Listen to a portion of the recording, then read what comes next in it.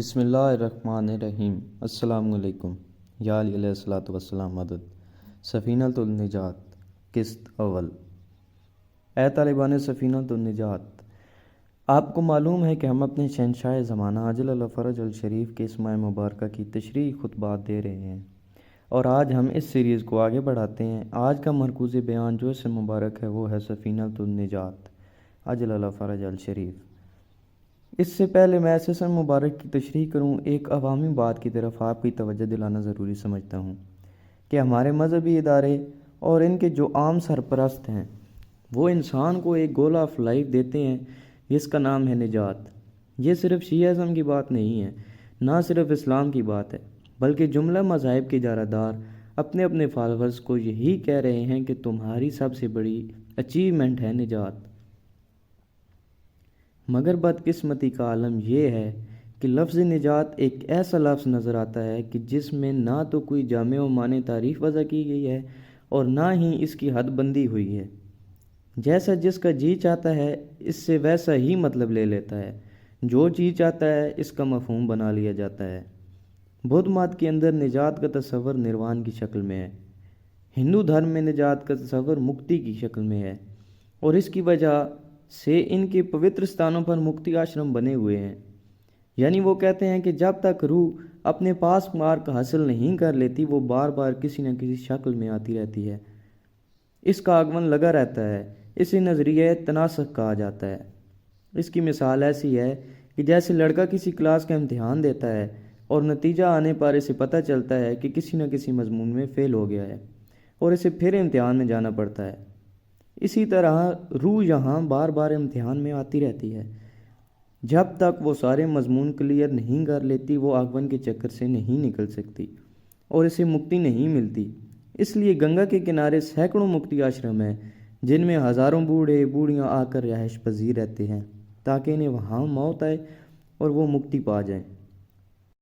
لاؤزے کا مذہب جو کہ تاؤزم کے نام سے مشہور ہے، اس میں یہ ہے کہ اصل جوہر فنائے محض ہے اور انسان کی نجات حقیقی فنا ہونا ہے، یعنی اپنے جوہر حقیقی یعنی فنائے محض میں جذب ہونا ہی اصل نجات ہے۔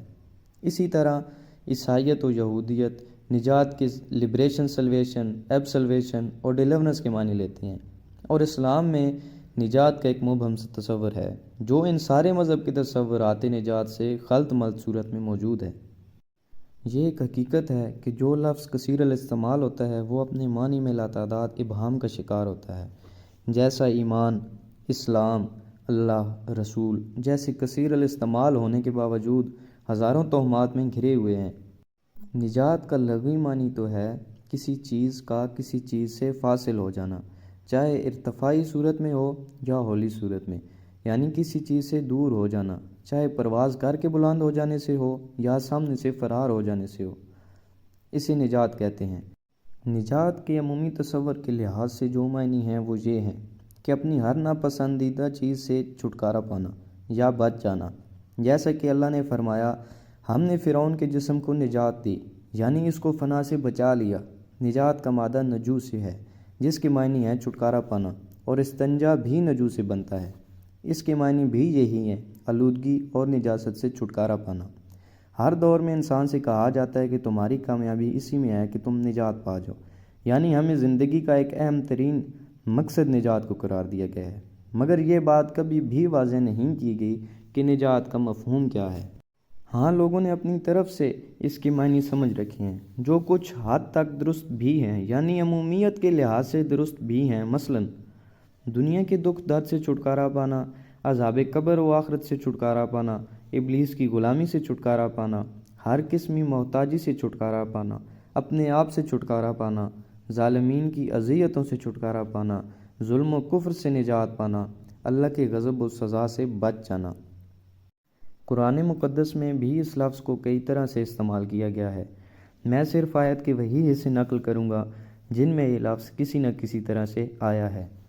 کہیں کرب عظیم سے نجات ہے، کہیں عذاب مہین سے نجات ہے، کہیں سحر و ظلمات سے نجات ہے، کہیں قوم ظالمین سے نجات ہے، کہیں دریا میں ڈوبنے سے نجات ہے، کہیں جناب نوح علیہ السلام کے طوفان سے نجات ہے، کہیں فنا ہونے سے بچ جانے کو نجات کہا گیا ہے، جیسا کہ فرعون سے فرمایا آج ہم نے تمہارے بدن کو نجات بخشی تاکہ تمہارے بعد آنے والوں کے لیے ایک آیت رہے۔ آئیے آخر میں سب مل کے اپنے مالک حقیقی کے بارگاہ میں دعا پیش کرتے ہیں کہ ان کا پاک گھر جلدی سے پہلے آباد ہو اور ان کی خوشیوں میں اب تاخیر نہ ہو۔ الہی آمین، الہی آمین۔ بحق